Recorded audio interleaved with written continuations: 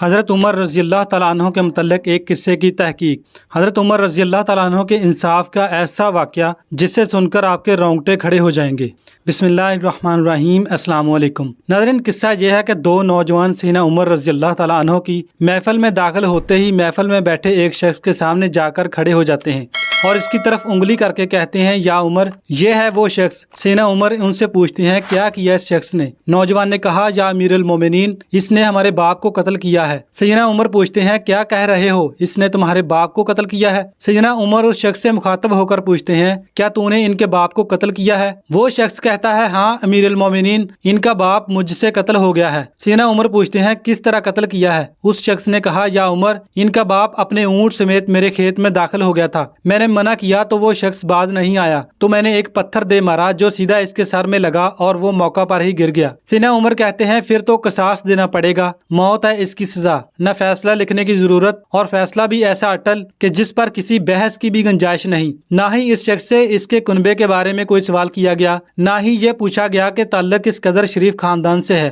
نہ ہی یہ پوچھنے کی ضرورت محسوس کی گئی کہ اس کا تعلق کسی معزز قبیلے سے تو نہیں، معاشرے میں کیا رتبہ یا مقام ہے۔ ان سب باتوں سے بلا سیدنا عمر رضی اللہ تعالیٰ عنہ کو کیا مطلب، کیونکہ معاملہ اللہ کے دین کا ہو تو عمر پر کوئی اثر انداز نہیں ہو سکتا، اور نہ ہی کوئی اللہ کی شریعت کی تنفیذ کے معاملے پر عمر رضی اللہ تعالیٰ عنہ کو روک سکتا ہے۔ عمر بن خطاب ایک باعظمت، انصاف پسند اور عادل حکمران مشہور ہیں۔ ان کی عدالت میں مسلموں و غیر مسلم دونوں کو یکساں انصاف ملا کرتا تھا، حتیٰ کہ سامنے عمر رضی اللہ تعالیٰ عنہ کا اپنا بیٹا ہی کیوں نہ ہو، قاتل کی حیثیت سے آ کھڑا ہو، قصاص تو اس سے بھی لیا جائے گا۔ وہ شخص کہتا ہے، اے امیر المومنین، اس کے نام پر جس کے حکم سے یہ زمینوں آسمان قائم کھڑے ہیں، مجھے صحرا میں واپس اپنی بیوی بچوں کے پاس جانے دیجیے تاکہ میں ان کو بتاؤں کہ میں قتل کر دیا جاؤں گا، ان کا اللہ اور میرے سوا کوئی آسرا نہیں ہے، میں اس کے بعد واپس آ جاؤں گا۔ سیدنا عمر کہتے ہیں، کون تیری ضمانت دے گا کہ تو صحرا میں جا کر واپس بھی آ جائے گا؟ مجمع پر ایک خاموشی چھا جاتی ہے، کوئی بھی تو ایسا نہیں ہے جو اس کا نام تک بھی جانتا ہو، اس کے قبیلے، خیمے یا گھر وغیرہ کے بارے میں جاننے کا معاملہ تو بعد کی بات ہے، کوئی ضمانت دے اس کی۔ کیا یہ 10 روپے کے ادھار یا زمین کے ٹکڑے یا کسی اونٹ کے سودے کی ضمانت کا معاملہ ہے؟ ادھر تو ایک گردن کی ضمانت دینے کی بات ہے جسے تلوار سے اڑا دیا جانا ہے، اور کوئی ایسا بھی تو نہیں جو اللہ کی شریعت کی تنفیذ کے معاملے پر عمر رضی اللہ تعالیٰ عنہ سے اعتراض کرے یا پھر اس شخص کی سفارش کے لیے ہی کھڑا ہو جائے، اور کوئی ہو بھی نہیں سکتا جو سفارشی بننے کی سوچ سکے۔ محفل میں موجود صحابہ پر ایک خاموشی سی چھا گئی۔ اس صورتحال سے خود عمر رضی اللہ تعالیٰ عنہ بھی متاثر ہیں، کیونکہ اس شخص کی حالت نے سب کو ہی حیرت میں ڈال کر رکھ دیا ہے۔ کیا اس شخص کو واقعی قصاص کے طور پر قتل کر دیا جائے گا اور اس کے بچے بھوکھوں مرنے کے لیے چھوڑ دیے جائیں گے، یا پھر اس کو بغیر ضمانت کے واپس جانے دیا جائے گا؟ واپس نہ آیا تو مقتول کا خون رائگا جائے گا۔ خود سیدنا عمر رضی اللہ تعالیٰ عنہ سر جھکائے افسردہ بیٹھے ہیں۔ اس صورتحال پر سر اٹھا کر التجا بھری نظروں سے نوجوان کی طرف دیکھتے ہیں، معاف کر دو اس شخص کو، نہیں امیر المومنین، جو ہمارے باپ کو قتل کرے اس کو چھوڑ دیں، یہ تو ہو نہیں سکتا۔ نوجوان اپنا آخری فیصلہ بغیر کسی جھجک کے سنا دیتے ہیں۔ عمر رضی اللہ تعالیٰ عنہ ایک بار پھر مجمع کی طرف دیکھ کر بلند آواز سے پوچھتے ہیں، اے لوگو،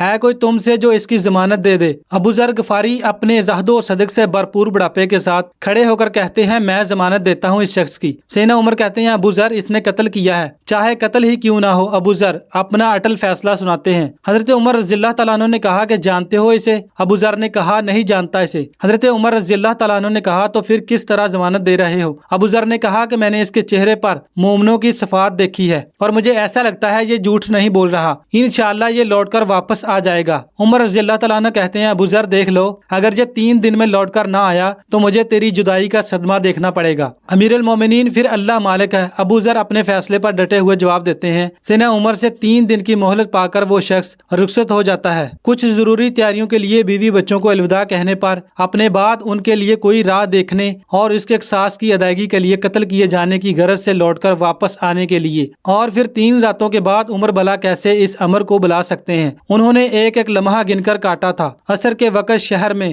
الصلاۃ جامع کی منادی پھر جاتی ہے۔ نوجوان اپنے باپ کا قصاص لینے کے لیے بے چین اور لوگوں کا مجمع اللہ کی شریعت کی تنفیذ دیکھنے کے لیے جمع ہو چکا ہے۔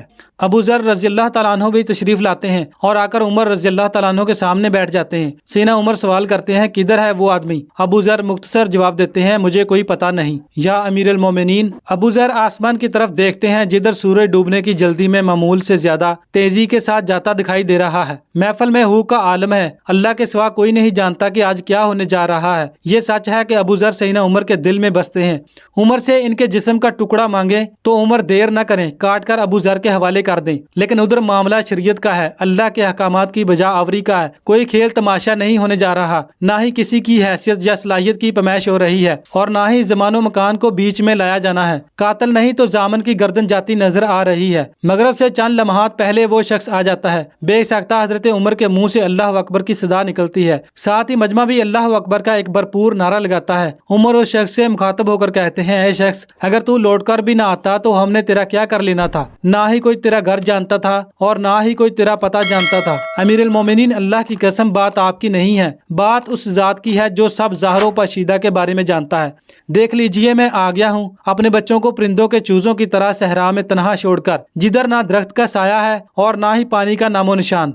मैं कत्ल कर दिए जाने के लिए हाजिर हूँ। मुझे बस ये डर था कि कहीं कोई ये न कह दे कि अब लोगों में वादों का इत्मीनान ही उठ गया है। सीना उमर रज़ी अल्लाह तआला अन्हु ने अबू ज़र की तरफ रुख करके पूछा, अबू ज़र, तूने किस बिना पर इसकी जमानत दी थी? अबू ज़र ने कहा, ऐ उमर, मुझे इस बात का डर था कि कहीं कोई ये न कह दे कि अब लोगों से खैर ही उठा ली गई है। सीना उमर ने एक लम्हे के लिए तौक़ुफ़ किया और फिर इन दोनों जवानों से पूछा कि क्या कहते हो? अब नौजवानों ने रोते हुए जवाब दिया, ऐ अमीर अल मोमिनीन, हम इसकी सदाकत की वजह से इसे माफ करते हैं। हमें इस बात का डर है अब लोगों में से अफू और दरगुजर ही उठा लिया गया है। सीना उमर रज़ी अल्लाह तआला अन्हु अल्लाह अकबर पुकार उठे और आंसू इनकी दाढ़ी को तर करते नीचे गिर रहे थे। ऐ नौजवानों, तुम्हारी अफू दरगुजर पर अल्लाह तुम्हें जज़ाए खैर दे। अबू ज़र, अल्लाह तुझे इस शख्स की मुसीबत में मदद पर जज़ाए खैर दे, और ऐ शख्स, अल्लाह तुझे इस वफाए अहदो सदाकत पर जज़ाए खैर दे, और ऐ अमीर अल मोमिनीन, अल्लाह तुझे तेरे अदलो रहम दिली पर जज़ाए खैर दे। मुहद्दिसीन में से एक यूं कहते हैं कि कसम है उस ज़ात की जिसके कब्जे में मेरी जान है, इस्लाम और ईमान की सादतें तो उमर के कफन के साथ ही दफन हो गई थी। तो नाज़रीन, ये था हजरत उमर रज़ी अल्लाह तआला अन्हु की महफिल में दो नौजवानों का वाकया। अगर आप लोगों ने हजरत उमर रज़ी अल्लाह तआला अन्हु की वफात और हजरत उमर रज़ी अल्लाह तआला अन्हु की बेटी की तलाक का वाकया नहीं सुना तो उसका लिंक आपको डिस्क्रिप्शन में मिल जाएगा। दोनों वीडियो जाकर आप फुल वॉच कर सकते हैं। Thanks for watching. अल्लाह हाफिज़।